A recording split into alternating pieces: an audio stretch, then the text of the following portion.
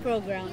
I'm Sofia Marnel Donor po from Diploma course po in Electrical Engineering.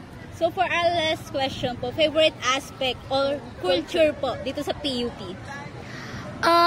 As a first year, ang napuntahan ko lang pa lang po so far is yung Baliksinta, and mas nag-enjoy po talaga ako kahit crowded siya.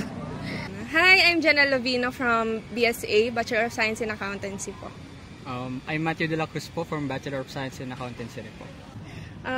For me, yung yung meron tayong adjustment period before mag-start yung every semester. Meron tayong Baliksinta, tas maraming programs and booths na ginagawa yung mga iba't ibang college programs. Tapos meron naman po bago mag second sem yung Tanglaw Fest. Pero yung nagustuhan namin doon is hindi lang siya basta sineselebrate natin yung mga araw na yun. No? Parang opportunity siya para mamulat din yung mga kapwa nating scholar sa mga bagay-bagay. Gisingin yung kamalayan natin sa mga nangyayari sa problema ng bansa, ekonomiya. Parang beneficial sa atin kasi syempre hindi lang naman tayo basta-basta nag-aaral. Kailangan naninindigan rin tayo ng tama. Kumbaga parang nakakatulong siya sa atin.